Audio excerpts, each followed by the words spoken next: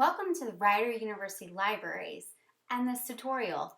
My name is Sharon Whitfield and I'm one of the reference librarians here at Rider University. During this tutorial, you'll learn how to navigate the Rider University Libraries website, search PsycInfo, export references from database, read an article efficiently so you can dissect it, and get help from a librarian. There are two ways to access the Rider University Libraries website. You can Google it,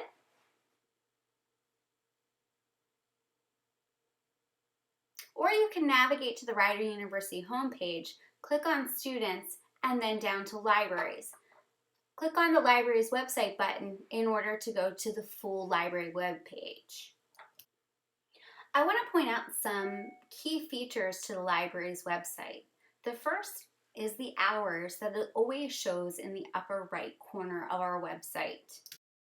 Underneath the hours are some great buttons that help you answer frequently asked questions and also contact a librarian. On the right is the chat button, which allows you to connect with a librarian who is there to answer your questions. On the center of our webpage is the library's OneSearch, and that's kind of the library's Google. It allows you to search across databases and also the catalog. Underneath the OneSearch box is the database button. Click on the databases button to see all of the databases that Rider University Library subscribes to. Rider University Libraries has access to over 189 databases. For this assignment, we want to concentrate on just the psychology databases. So click on the drop-down and then choose psychology. Once you narrow to psychology, you'll find that there are 18 databases that pertain to the psychology subject area. While all of these databases are great, the best bet for this assignment is PsycInfo. Scroll down until you locate PsycInfo in this list. I do want to say a little bit of information about the distinction between PsycArticles and PsycInfo. The main differences between PsycInfo and PsycArticle is that PsycInfo has much more depth and breadth than PsycArticles. And all of the journals that are in PsycArticles are also in PsycInfo. But PsycInfo contains citations, abstracts, and book chapters as well, whereas PsycArticle only contains full-text APA published journals. For this assignment, PsycInfo is going to be our best bet because of its depth and breadth. Click on PsycInfo. Let's discuss a little bit about using PsycInfo. PsycInfo is a scholarly database that focuses on psychology, psychiatry, family social science, social work, and education. PsycInfo is best searched using concepts. It's not like Google or Google Scholar. So, for instance, during this tutorial, we'll be looking for articles about cognitive behavior therapy on adolescents with eating disorders. Here we're describing what the problem is, which is eating disorders. We're looking at the population, adolescents. We're looking at the intervention or treatment, which would be cognitive behavior therapy. And then we're looking at what we want to know or measure, which is treatment effectiveness. In this tutorial, each concept is going to be searched separately, and that's the best way to get the best results. So let's start searching our first term. Now, if you're anything like me, you probably see the search box and want to put a word in there right away and start the search. But in fact, that's not the best thing to do. Instead, click on APA Thesaurus of Psychological Index Terms at the very top of the menu. Now that we're in the index terms, we can start to browse for them. And again, we're looking for concepts. So in the Browsing APA Thesaurus and Psychological Index Terms field, let's put in our first concept, which is eating disorders, and click Browse.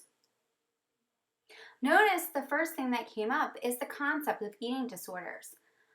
And we also have these check boxes on the side, explode and major concepts. If I click on the words eating disorder, I can see a little bit more information about what this concept is about. I can put a check mark next to that and then put a check mark next to explode and then click the add button.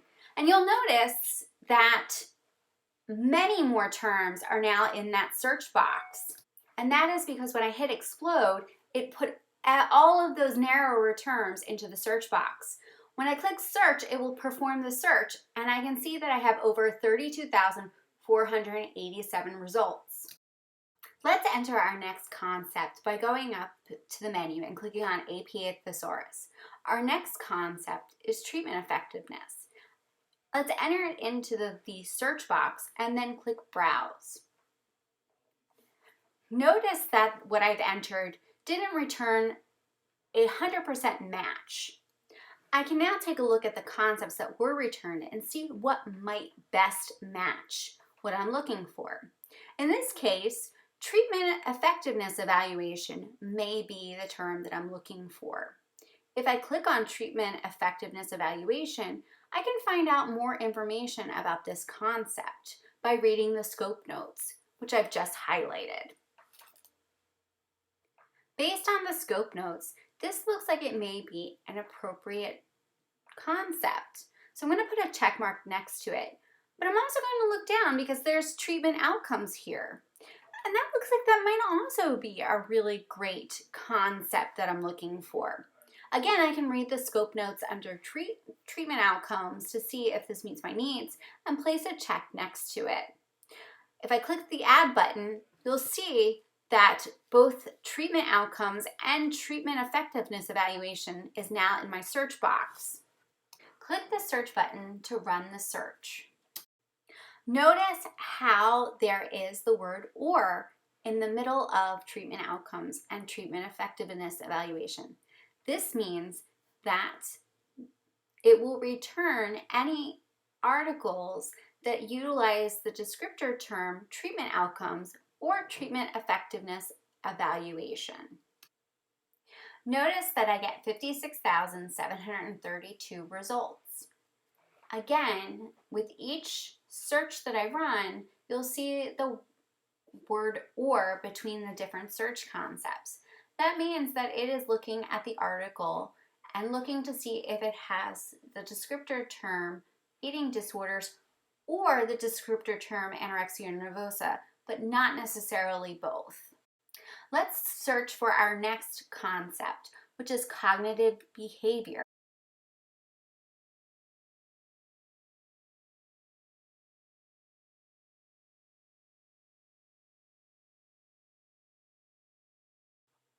Notice that the APA Thesaurus was smart enough to fix my spelling mistake. Cognitive behavior therapy is exactly what I'm looking for, but again, I can look at the scope note, place the check next to the term, and click Add to add it to the search box and then run my search. Here I'm getting 19,893 results. Now that I've run all three searches, I'm going to place a check next to Select Deselect All and then click on the Search with And button. This means it will then search for all of the concepts that I've previously searched for. Now you can see that I retrieved 187 results, which is great, but we still have to apply some other filters. Remember, another key concept of my search was the age. I'm looking for adolescents. So if I click on the filter age and scroll down, I can locate the term adolescent. Click on the checkbox adolescents, and then the search will update.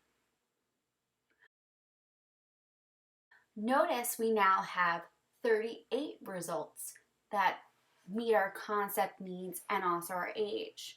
But we know for the assignment we want to make sure that we only get the last 10 years, so I can narrow down the publication date by putting in 2010 to 2020. I now have 27 results that not only meet the needs of my concepts, but also meet my age requirement and my publication date requirement. The next filter that we want to put onto our search is we want to limit to peer review. Let's discuss why you want to look for a peer-reviewed article. Peer-reviewed articles are scholarly articles that have been screened by an author's peers, meaning experts who work in that same field. Having a peer-reviewed article and citing a peer-reviewed article really lends to your paper having more credibility. That's why it's important to make sure that you apply the peer-reviewed limiter. Now let's place a check in the peer review filter.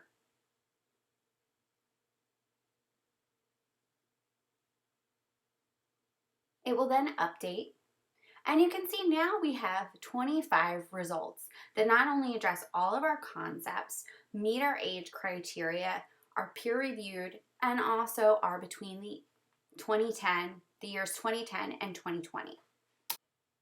Let's review our results and find a result that would really be applicable to our research.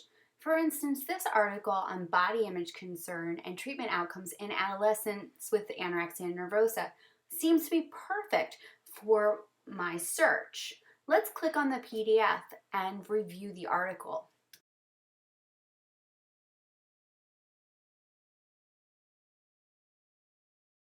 Once the article loads, I can review the abstract of the article to see if it meets my research needs. I can take a look at the introduction and find out more about the research questions. I can look at the methodology that lets me know more about the participants, the variable used, and the procedures of the study. I can also take a look at the discussion and the results and also some of the references that they are using in order to add credibility to their research. In the next video, we'll review more about reading and dissecting articles. But if you have found an article that does meet your needs, you can go and export the citation into a citation management service such as RefWorks. To do that, you'll click on the button Export. Once we've clicked on the Export button, we'll be presented with the Export Manager. Here it allows us to save citations to a number of different file formats. We'll choose Direct Export to RefWorks and then click Save. This will now redirect me to the RefWorks website. If you already have an established RefWorks account, it's going to ask you right away if you'd like to export to RefWorks. And so you want to click yes, I want to export to the newest version. It will then ask you what folder you would like to export to, and you can select which folder you'd like to export. It will then confirm that it was just imported, and you'll then be able to see the citation within RefWorks. This was a very simple way of utilizing the RefWorks Citation Manager. For more information on using RefWorks, consult the RefWorks LibGuide located at this URL. Thank you for viewing this tutorial. The next tutorial will discuss how to read a scholarly article and how to get help from a librarian.